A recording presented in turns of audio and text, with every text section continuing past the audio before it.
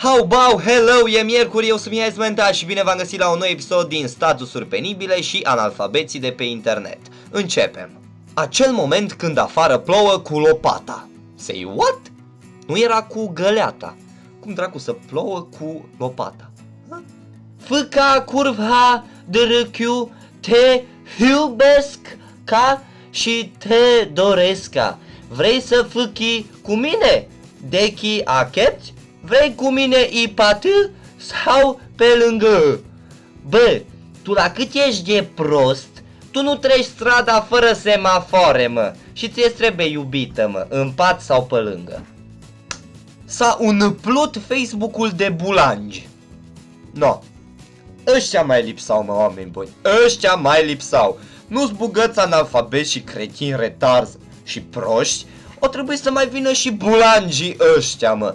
No, vedeți, are dreptate fata, mă, îi plin Facebook-ul de bulangi. Acel moment când distrugi visele mai multor băieți. Și bineînțeles că îmi permit să adaug încă ceva la acest status, spunându-le că ai SIDA. Îmi curg lacrimi din ochii, dar mai multe lacrimi îmi curge din inimă. Presimt că ești din Vaslui. Și când ai scris statusul ăsta, aveai un topor sau o brișcă înfiptă în piept. Dar n-am nimic cu ăștia din Vaslui, absolut nimic, mă. Nu, suntem prieteni cu toată lumea. Hei pisic, eu I love you, tu nimic. Hei câine, tu mănânci căcat, eu pâine. Tăcherea ta mă omoară când nu-mi spui nica, Nichi. Ca ție dor de mine, Nichi, ca mă iubești. No. Apoi stătea bunul Dumnezeu să nu zică nimic, da de îi mirosă plantele de la rădăcină și sta așa cu mâinile pe pept. Deci fiți atenți câte tipuri de a iubi există și în câte feluri iubește domnița asta. Te iubesc ca enorm, te iubesc ca când dormi, te iubesc ca în vis, te iubesc ca în scris, te iubesc în mers, te iubesc când cresca, te iubesc ca mereu pe cuvântul meu. Și când te caci, nu iubești? A? E cea mai plăcută senzație. Deci nu-s nebună, observați toți. Da, observăm, ești doar proastă și analfabetă. Na.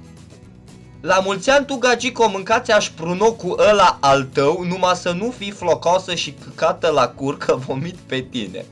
Deci ești foarte romantic, mă, băiatul, ești foarte romantic.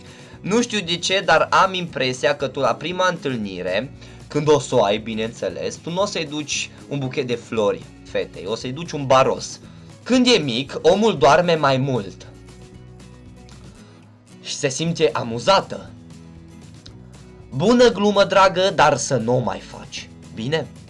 Or fie băieții curvari, dar nici fetele nu sunt oameni. Da, ai dreptate, boss, ai dreptate. Nu sunt oameni, deloc, nu, sunt reptiliene. Spui ce ai de reptilieni, știi tu, de le place să mânce șarpele. Ești prost. Dar ce mă mătai urs? Sunt proastă.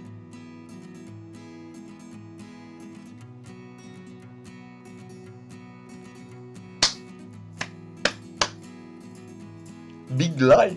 A recunoscut? Bobochele cu chef de vorbă?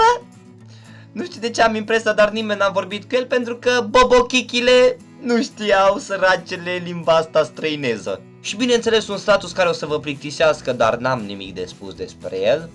O persoană care o iubesc ca cu adevărat s-a bătut joc de mine și nu al mai interesează acum de mine. Are pe alta sistie doar să stea cu fete, doar să le fură și să le ia cu forța. E cel mai mare prăpădit, prăpăditule, de pe lumea asta pe care l-am cunoscut de pe lume. Nu credeam că e în stare, prăpăditul nu credea că e în stare de asta, dar o să vadă fraierul că o să pățească dacă nu al ea masa de al duce la spital, să vadă cât de mult l-am iubit și cât de mult am suferit după el, așa o să sufere și el când alții aduce aminte de mine, mai ales când e pe patul spitalului.